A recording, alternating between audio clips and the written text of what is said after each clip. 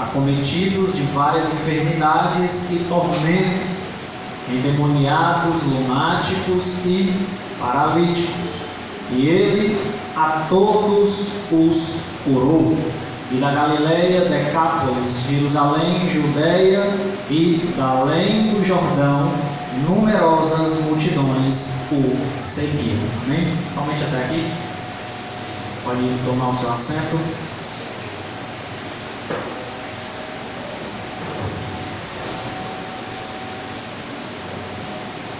Quando nós vamos tratar dos evangelhos, nós vamos tratar diretamente da pessoa de Jesus Cristo.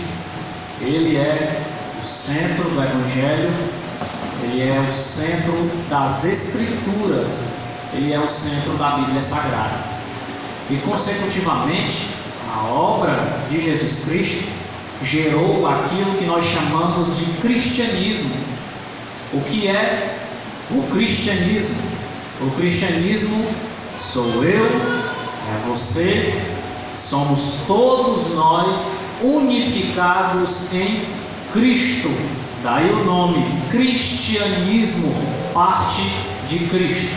Não foi fundado por homens, não foi fundado por reis, não foi fundado por pessoas poderosas. Quando se trata de cristianismo, estamos falando da pessoa de Cristo, usando pessoas para glorificar o seu nome. Então é sobre isso que nós vamos falar um pouco aqui dentro desse pequeno tempo que nós temos, a respeito do cristianismo, o seu surgimento, o que somos, quem somos atualmente. Somos cristãos. Partimos do ponto de vista de que Jesus nos chamou para fazer parte desse cristianismo. É isso que nós vamos ver na trajetória desse sermão. Eu quero lembrar aos irmãos as famosas palavras do apóstolo Paulo, quando ele falou o seguinte, que todas as coisas, elas cooperam ou concorrem para o bem daqueles que amam a Deus e daqueles que estão segundo o seu propósito, segundo a sua predeterminação. É interessante notar que o apóstolo Paulo não está dizendo que algumas coisas ou algumas coisas escolhidas.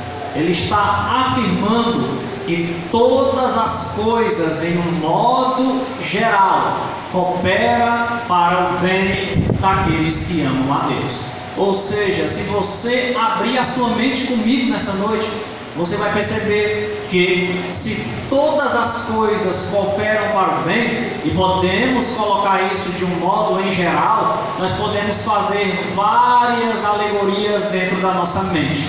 Como por exemplo, se todas as coisas cooperam para o bem coopera para o bem e o mal também coopera para o bem. A vida boa coopera para o bem. A vida ruim, ainda que não queiramos aceitá-la, ela também concorrerá para o bem. Aí entra também o problema do sofrimento, que muitos de nós não entendemos e indagamos. O problema do sofrimento e a injustiça, o caos que está no nosso mundo atual. Muitos até dizem Deus justo, mas um mundo injusto. Mas a injustiça do mundo, afirma o apóstolo Paulo, coopera para aqueles que amam a Deus e estão segundo o seu trabalhar, segundo o seu propósito. Por que eu estou dizendo essas palavras aqui de início? Porque eu quero falar um pouco do cristianismo, e quando se trata de cristianismo, nós não vamos ver só o Senhor Jesus Cristo, Deus e o Espírito Santo, usando pessoas de dentro do seu reino, como por exemplo os discípulos. Jesus usou os discípulos, mas usou também outras vias, usou também outros caminhos, usou também outras estradas, outras vias. para apresentar às pessoas esse cristianismo. Eu quero falar aos irmãos que, apesar de não vermos nada no ímpio que possa cooperar para o bem da igreja, até porque precisamos urgentemente pregar para que as vossas almas sejam salvas, a palavra nos dá base suficiente para afirmar que, de uma forma ou de outra, quer queiramos ou quer não queiramos, eles ou as coisas que eles fazem vão cooperar para o bem daqueles que amam a Deus. É isso que nós vamos ver agora. É isso que nós vamos ver agora. Antes de surgir o cristianismo, nós temos 3 povos que dominavam a terra. Nós temos os romanos, nós temos os gregos e nós temos os judeus. Se nós olharmos para os judeus, nós vamos ver alguns deles que tinham a esperança no Messias, e que quando esse Messias veio, esses o aceitaram de bom grado, já outros não o aceitaram de bom grado.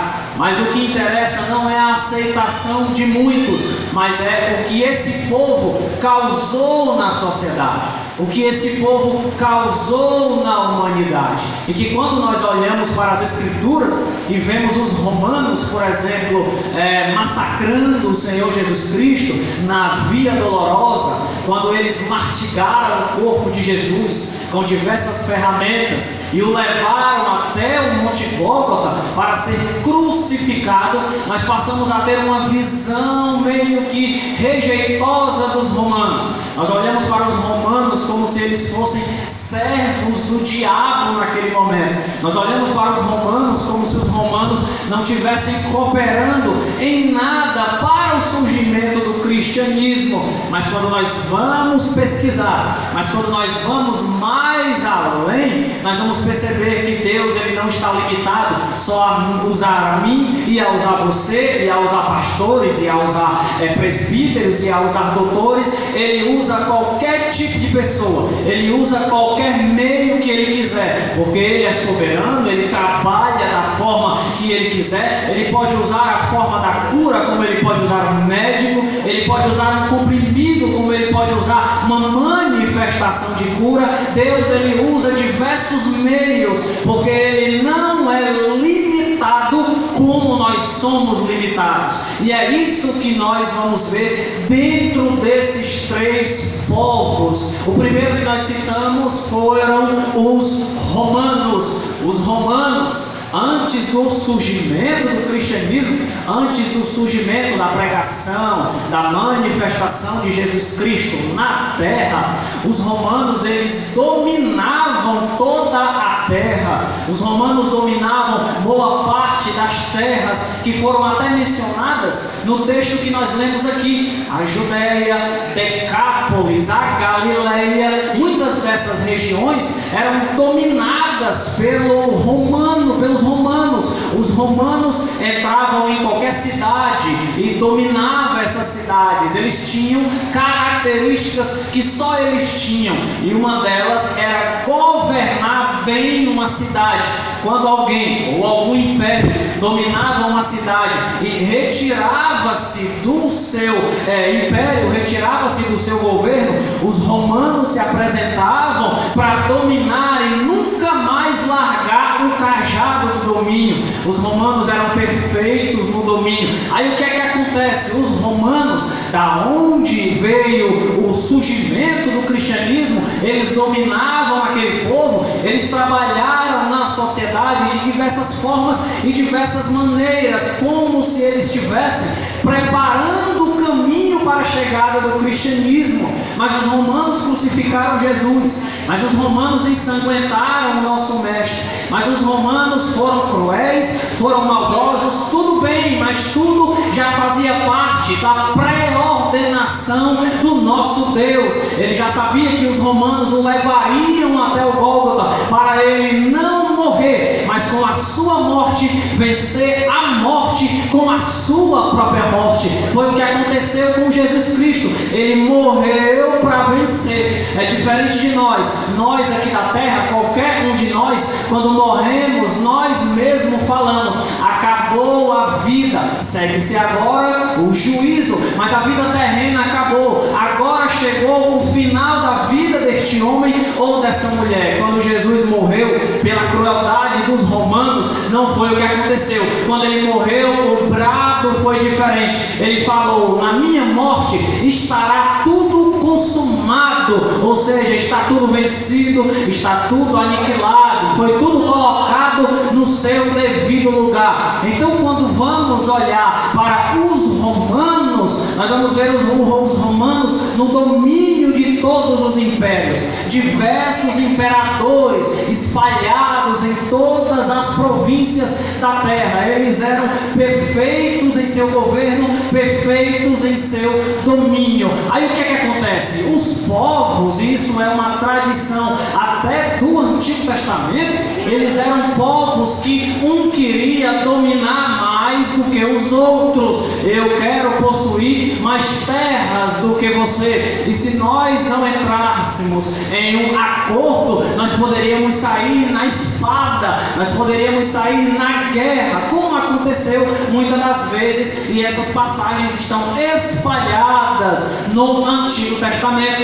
Aí Deus, usando os romanos, como eu falei, ele chega, faz uma unificação e manifesta a paz no meio do povo. O que é que acontece? Os romanos no domínio, os romanos no império, eles não aceitavam mais guerras, eles não aceitavam mais dores, eles não aceitavam mais as pessoas serem maltratadas e humilhadas. Aí o que é que eles fazem? Eles espalham a paz no meio da sociedade, eles espalham a paz no meio do povo. Para você ter uma ideia, até no meio dos mares, que era o principal meio, ou pode-se dizer na nossa língua atual, o principal veículo que as pessoas utilizavam na época de Jesus, na época do cristianismo, era por meio do mar, usando barco, usando navios, e havia muitas pessoas que bloqueavam passagens de pessoas. Quero que você preste atenção para você mudar a visão dos romanos. Para nós, os romanos massacraram Jesus, mataram Jesus. A visão vai mudar desde que ele, o próprio Deus, usou os romanos para cooperar com o cristianismo. É isso que eu quero que você entenda. Então preste atenção. Os barcos, os navios eram usados pelas pessoas como os principais meios de tráfego. Só que tinha um porém. Antes dos romanos era muito, e isso era um costume muito radical, desses barcos serem furtados, desses barcos serem roubados, desses barcos serem assaltados por diversos tipos de pessoas. Aí o que é que acontece? Os romanos no poder, eles instalam uma paz no meio do povo. Eles varrem o mar, tiram todas as pessoas que roubavam, que atingiam os navios, e deixam o tráfego livre para as pessoas irem e vir. Se não fosse dessa forma, como Jesus chegaria do outro lado da margem?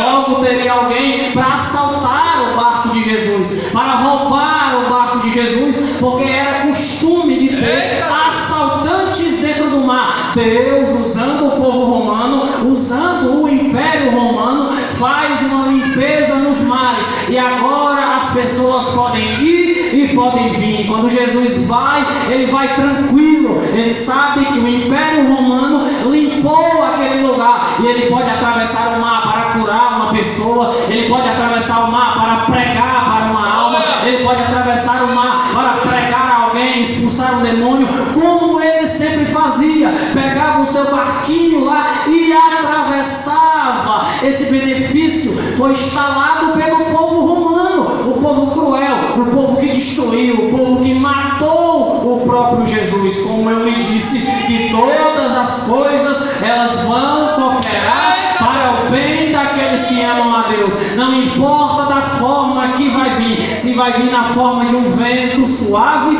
ou se vai vir da forma de uma tempestade. Não sabemos se vai vir da forma de um aperto de mão ou se vai vir da forma de pedras sendo arremessadas. O que nós sabemos é que pelo meio legal ou pelo meio ruim, qualquer coisa vai cooperar para o bem daqueles que amam a Deus. E era isso que estava acontecendo. Eita Jesus! Os romanos colocam o povo no seu devido lugar.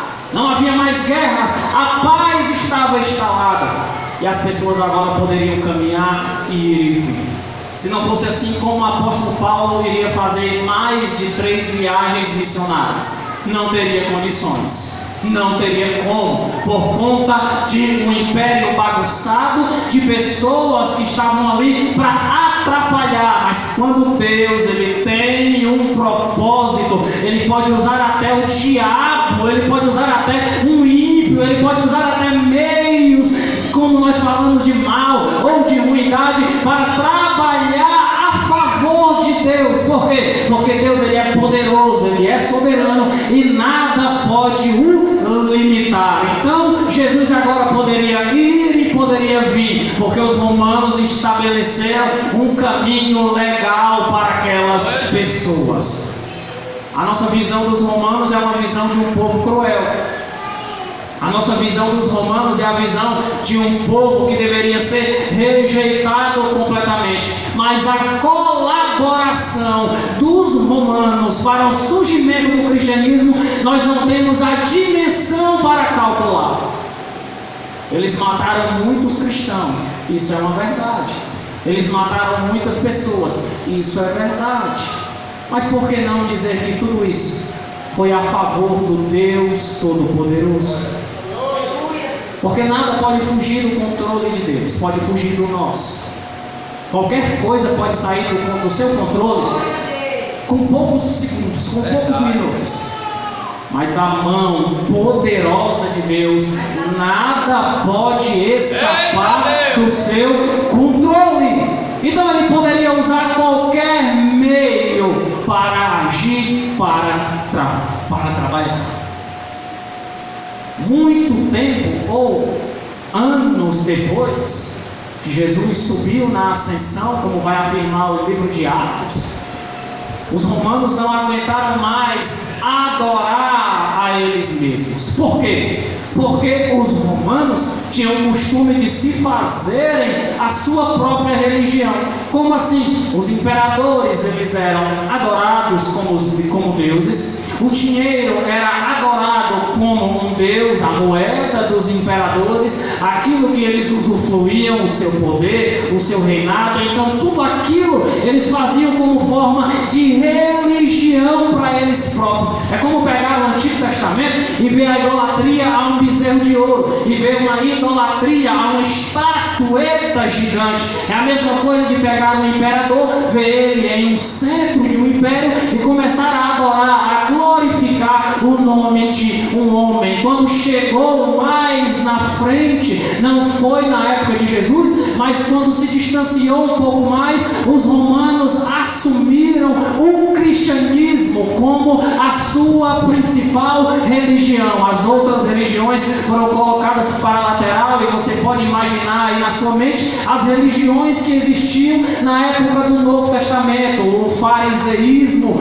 por exemplo, era uma religião muito comum entre as pessoas. Os romanos rejeitaram o fariseísmo e aceitaram o cristianismo como a principal religião de seu povo. Foi estabelecido a paz, foi estabelecido um novo povo. Agora o povo que dominava toda a humanidade servia para o Deus Todo-Poderoso. Então podemos dizer que Deus pode usar qualquer coisa para trabalhar, qualquer meio, qualquer via. Não existe caminho que Deus entre e alguém diga assim: Deus, o Senhor está no caminho errado. Podemos falar isso com cada um de nós que estamos aqui: ó, você entrou no caminho errado. Agora, diga para Deus isso: Deus, você entrou no caminho errado. O Espírito Santo era para ter vindo por aqui. Não, Senhor, era pelo meio negativo. por onde quer que ele vá, sempre o final será a sua glória, a sua soberania, o seu poder, a sua majestade, sempre será estabelecida. Eita Deus! Antes do cristianismo surgir, nós tínhamos um povo fraco mentalmente, um povo que não pensava, um povo que não tinha ânimo para crer ou acreditar em alguma coisa. Aí entra o papel dos gregos, o segundo povo que nós mencionamos aqui: os romanos, os gregos e os judeus. Os gregos trazem a forma de pensar para as pessoas. Os gregos trazem a forma de ser inteligente nas questões da vida. Eu acho que você já ouviu essa expressão. Se você não ouviu, você ouve ela a primeira vez agora. A expressão greco-romano. Essa expressão é uma expressão muito comum dentro dos estudos, justamente para dizer que o mundo era dominado pelos romanos, mas pensava com a mente grega.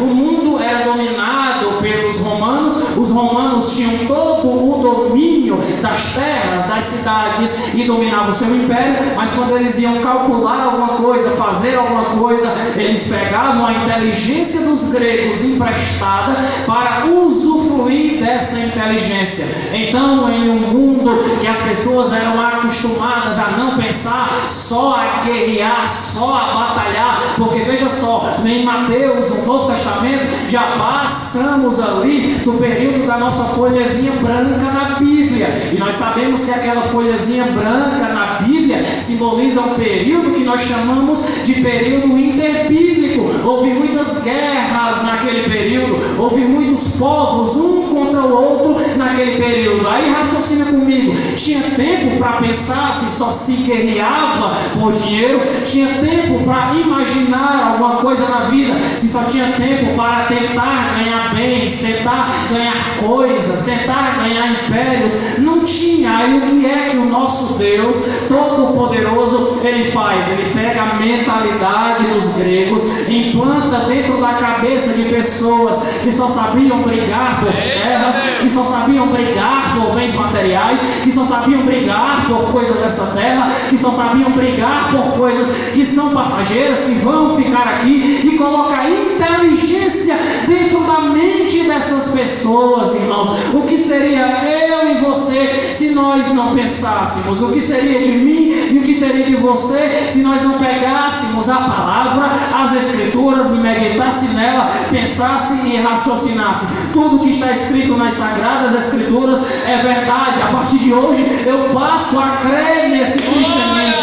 Não seríamos nada sem uma inteligência, sem uma mentalidade, e isso surgiu por meio dos gregos. Glória a Deus. O mundo tem uma visão distorcida dos gregos, apesar da maioria deles não terem seguido o caminho do cristianismo. Não importa, roubamos a inteligência deles. Aleluia, glória a O Deus. cristianismo tem a inteligência deles. Não precisamos ser semelhantes a eles que querem atingir um limite de pensamento inaceitável, mas trazer a mentalidade para dentro da nossa casa, trazer a mentalidade para dentro da família, trazer a mentalidade para dentro do casamento.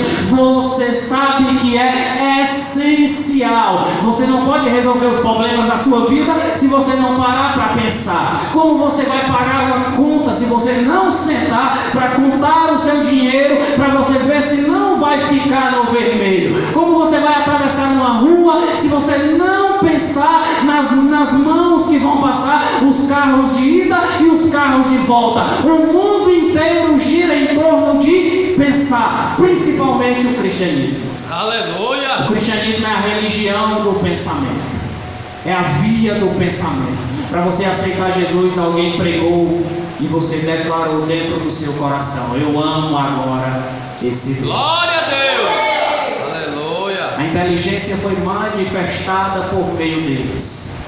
Podemos usar um exemplo aqui de um filósofo famoso por nome de Sócrates. As pessoas não eram acostumadas a pensar na vida, elas sentavam em praça pública e ficavam vegetando, olhando para o vento passar, as árvores bater e as pessoas irem e virem. Aí o que é que Sócrates, um dos filósofos, ele faz? Senta na praça junto com as pessoas e começa a dizer: ei, meu irmão, para que serve a vida? Ei, meu irmão, para que serve o nosso pensamento? Para que serve o caminhar? Você vai e você volta. Você já raciocinou esse tipo de atividade que o ser humano faz? Ele se levantava e ia embora, e as pessoas começavam a pensar: realmente o que ele está dizendo é verdade. Eu tenho que pensar na minha vida, eu tenho que pensar nas atividades que eu faço, eu tenho que pensar por que eu vou, por que eu volto, eu tenho que pensar por que eu durmo e por que eu acordo. Isso foi uma preparação para o cristianismo. Como Jesus iria chegar, pregar para muitas multidões, se as pessoas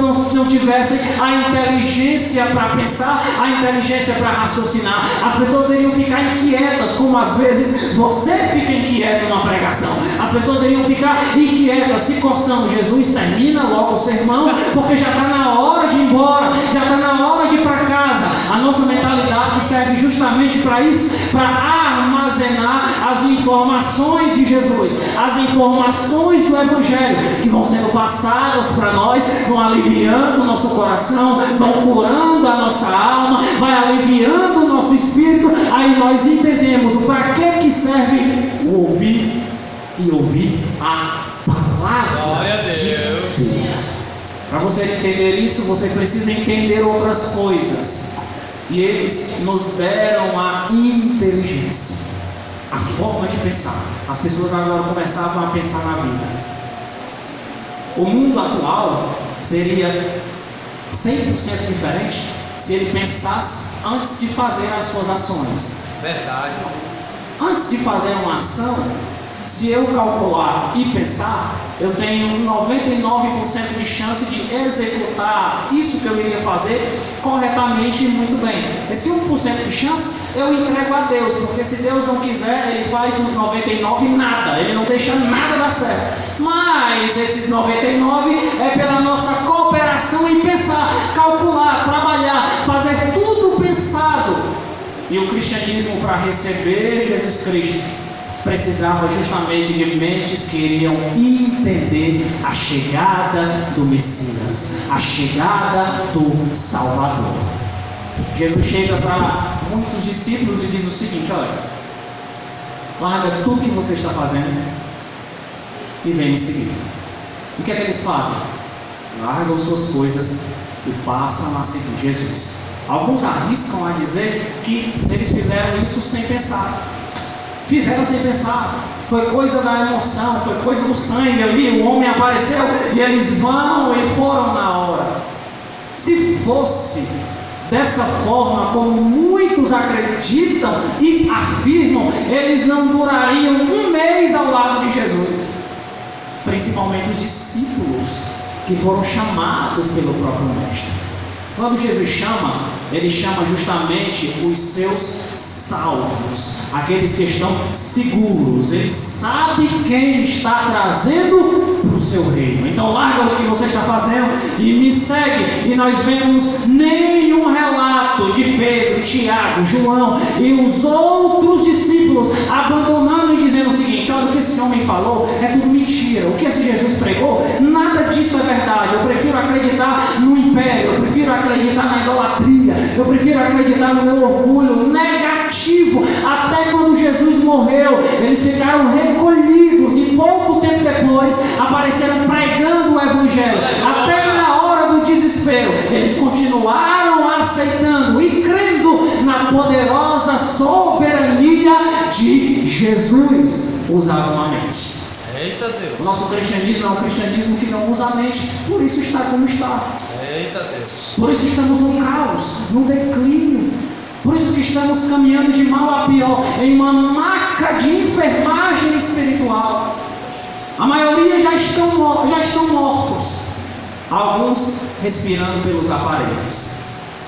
Mas temos pessoas que estão respirando normalmente, Temos pessoas que estão pensando bem, temos pessoas que estão calculando muito bem, temos pessoas que estão espiritualmente muito bem, e você, do jeito que você está bem, você está justamente aqui para entregar o remédio para aqueles que estão fracos, mortos e caminhando para a perdição. É para isso que serve a nossa mente, é para isso que serve a nossa mentalidade.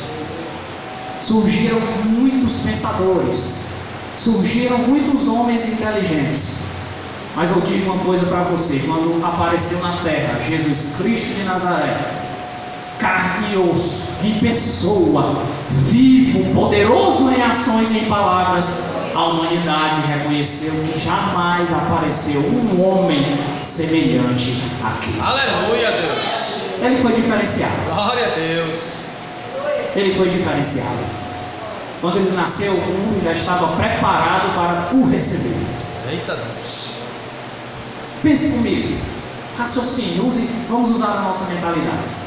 Se Jesus nasce há 500 anos atrás, antes da chegada do Novo Testamento, ele iria nascer num período de guerras. Ele iria nascer em um período não adequado, historicamente falando. Mas o que acontece? Deus prepara todo o berço. Deus trabalha em todas as situações. Deus. Deus prepara até o lugar para colocar o menino. Deus prepara até as pessoas que iriam nos visitar. Deus prepara até o jumentinho para a fuga do imperador. Deus prepara tudo e todas as coisas. Aleluia. Então ele nasce no período certo. Eita Deus. Segundo o seu poder, segundo a sua soberania, o mundo estava preparado para receber Jesus. As condições não eram boas, principalmente quando se trata de condições morais, condições intelectuais e condições religiosas. Por que esse mundo estava com essas fraquezas morais e fraquezas em suas religiões e intelectuais?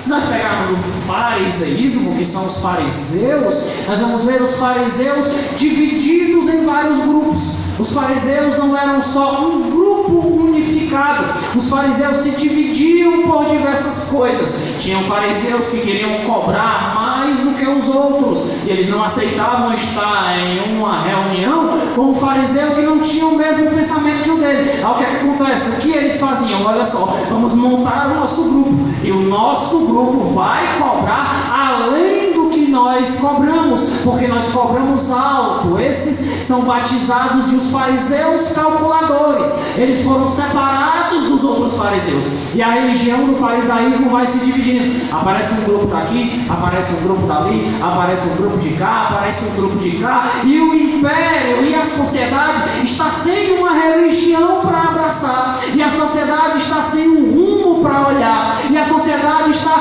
sem uma direção, está sem um ponto para olhar. Quando Jesus Cristo ele vem, ele traz o olhar de toda a humanidade para dentro de si. Ele tira o olhar dos fariseus e coloca nele, ele tira o olhar dos outros grupos e coloca nele, e nós vamos ver isso espalhado em todo o Novo Testamento. Há pessoas que não queriam ser vistas juntas com o Mestre, mas quando ele morreu, pagou o preço pelos pecadores, aí eles reconheceram: esse verdadeiramente era o Filho de Deus, era o Messias, era aquele que estávamos esperando. Então as condições religiosas, elas não eram boas. Olha só, quando você vê um homem adorando ao outro homem, tem um caos gerado dentro disso.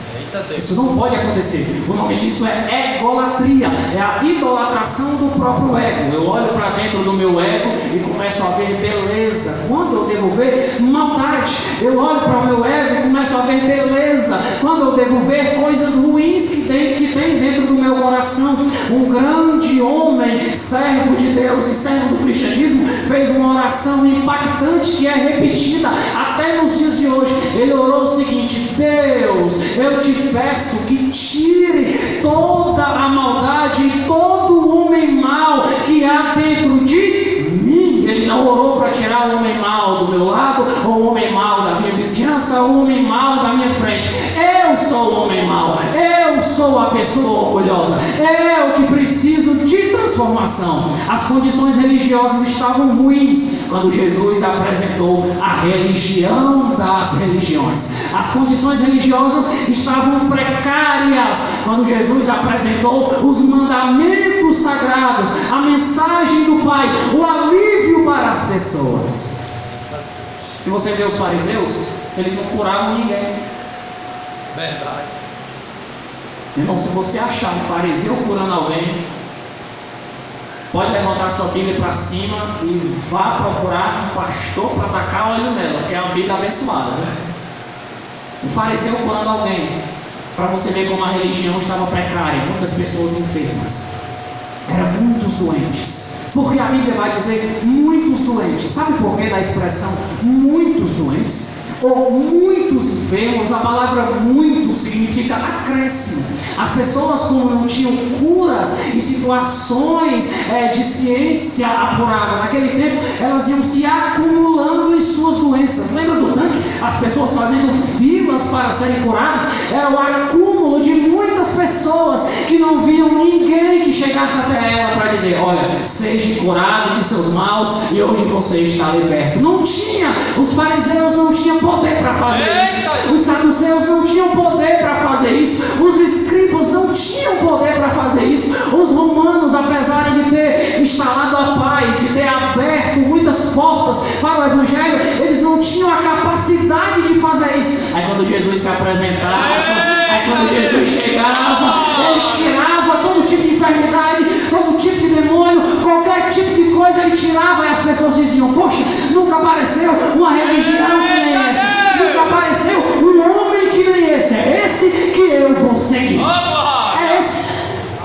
As pessoas começaram a ter certeza: é esse que eu vou seguir. Eita Jesus. Nós não podemos ter dúvida em quem nós vamos seguir. As pessoas têm dúvida: eu vou seguir a quem? Pastor A ou pastor B? Eu vou ficar em qual igreja? Igreja A ou igreja B? Eu vou ficar em qual comunidade? Comunidade A, comunidade B? Negativo. Não existe Assembleia de Deus restituindo vidas para Cristo, ou Tempo Central, ou Presbiteriana, ou Batista, seja lá o que for. Essas coisas são da organização do homem. O cristianismo é uma coisa só. O cristianismo é Jesus Cristo de Nazaré, aquele que veio para trazer a paz para o mundo. Jesus.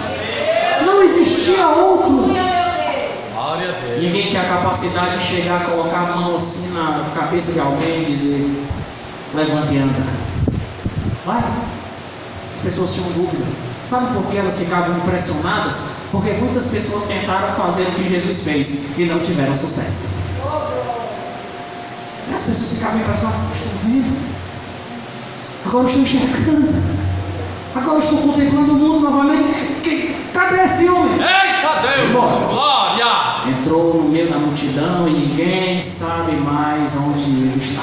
Mas se sabe que o rastro dele foi chegar, ele chegou, e o seu rastro foi seguido. Jesus era tão poderoso, tão poderoso, tão poderoso, poderoso além do extremo, mesmo sendo homem. E isso é um detalhe: mesmo sendo homem, que as pessoas rejeitavam as próprias religiões para seguir a Cristo, para seguir a esse Jesus. Então não temos que ter dúvida: as nossas situações religiosas também estão precárias nos dias atuais. Olha só, nós temos diversos tipos de meios que podem agradar as pessoas. Não vamos falar de religiões afora, budismo, islamismo, isso são coisas fora a parte. Vamos falar de dentro da igreja. Os homens, a organização dos homens, montaram diversos tipos de setores para agradar a crença das pessoas. Existe o presbiterianismo, existe o pentecostalismo, existe a igreja batista, vários tipos de meios em que as pessoas colocam o seu ponto de vista para acreditar em alguma coisa. Mas quando Jesus se apresenta, ele diz o seguinte: o que o presbiteriano crê, o que o pentecostal crê, o que o batista crê, não importa e não interessa se está errado ou se está correto. Eu vim trazer a palavra viva, eu vim trazer a palavra de Deus. Você não precisa ser nada, você precisa só crer nas Escrituras. Aleluia! Crer na palavra. Por quê? Porque foi Jesus quem instituiu ela. Se fossem os homens, poderia rebolar no primeiro cesto de lixo que você encontrar. Mas foi Jesus quem instituiu. Eita Deus. Estamos vivos aqui por causa dessa palavra. Oh, glória. Nós estamos de pé aqui por causa dessa palavra. É tanta fraqueza.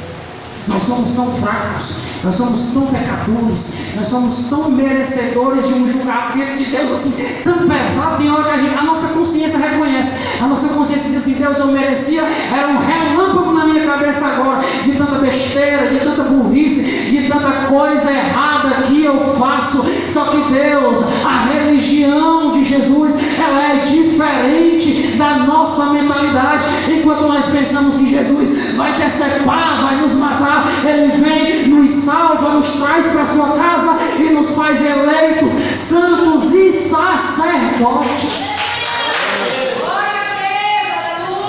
Jesus é diferenciado, irmão. Pode aparecer todo tipo de homem, nunca vai existir um homem que nem Jesus Cristo de Nazaré. Então os gregos cooperaram para o pensamento, os romanos organizaram todo o império. E os judeus? Quando falamos dos judeus, falamos daqueles que esperavam a promessa da vinda do Messias. Eles já estavam atentos. A qualquer momento o Messias pode chegar. A qualquer momento esse Cristo pode se apresentar. Não deu outro. Os judeus também se dividiram. Só o cristianismo, escute, só o cristianismo, até hoje, atravessou séculos e séculos, nunca dividiram o cristianismo. O cristianismo é uma coisa só, o centro, uma cruz, Jesus Cristo de Nazaré. As outras demais, todas se dividiram.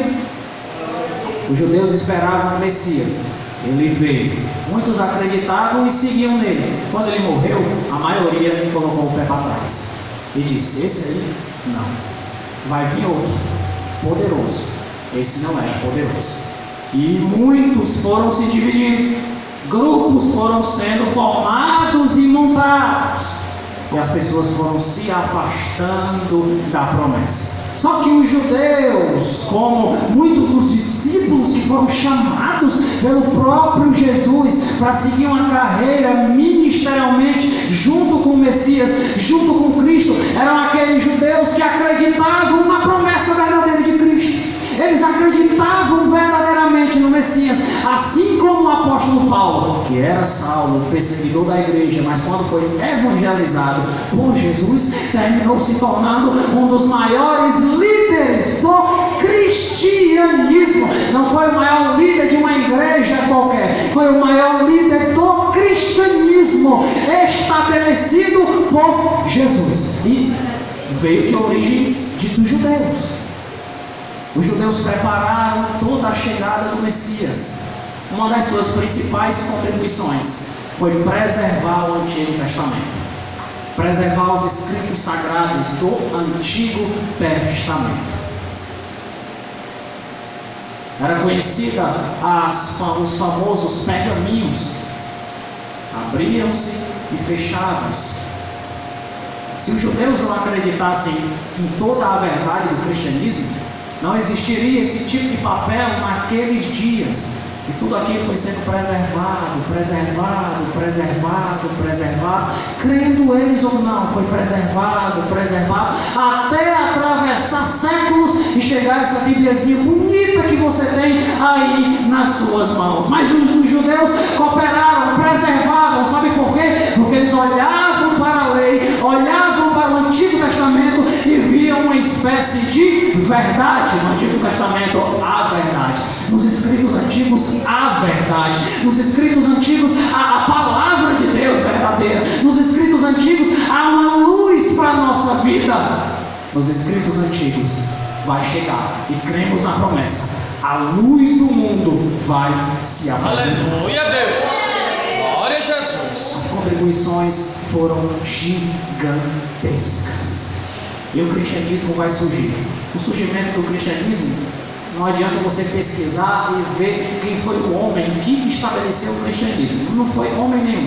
Jesus Cristo. Ele chegou, estabeleceu o cristianismo, chamou os seus discípulos, batizou outros com o Espírito Santo, nomeou mais discípulos e foi-se ali estabelecendo a sua igreja para livrar as pessoas de problemas morais, problemas intelectuais, enfermidades, qualquer tipo de dor, qualquer tipo de sofrimento. Tudo isso veio acontecer depois de muita coisa virar contra o próprio Jesus. Os romanos mataram Jesus, mas contribuíram para o seu ministério.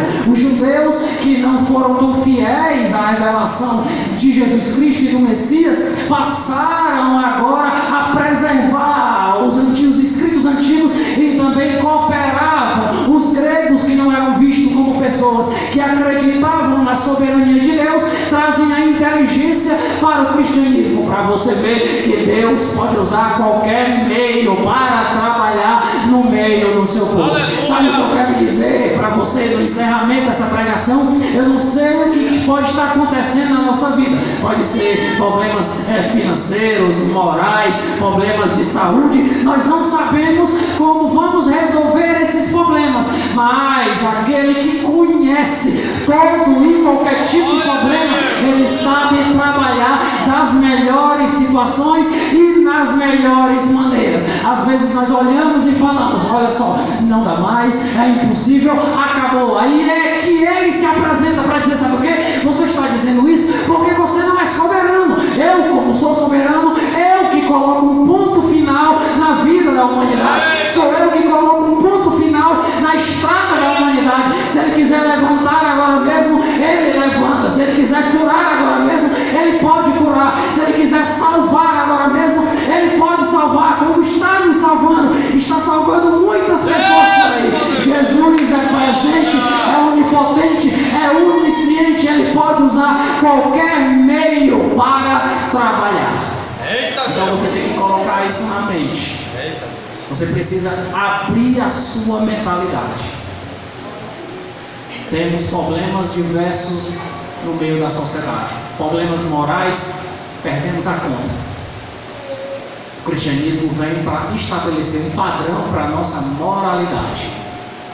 Éramos prostitutos, hoje não somos mais. Éramos pecadores depravados, abertos para a humanidade ver que éramos pecadores. Hoje somos pecadores redimidos, trazidos de Cristo para a sua poderosa graça. Então ele veio estabelecer um padrão. A igreja segue o padrão de Cristo, não é o padrão dos homens, é o padrão de Jesus. O caminho da crucificação, o estabelecimento do cristianismo que veio de Cristo é o nosso padrão. Saia daqui nessa noite dessa forma. Eu tenho um padrão para a minha moralidade, eu tenho um padrão para o meu casamento, eu tenho um padrão para a minha família, eu tenho um padrão para a minha casa e eu serei bem-sucedido. Fique de pé. Eita Deus! Glória a Deus! Aleluia, Jesus! Glória a Deus! Pode orar, pode orar. Quero fazer uma oração, por favor, curva a sua cabeça. Aleluia, Jesus! Não fique triste porque tem pouca gente, cadeira vazia, você veio.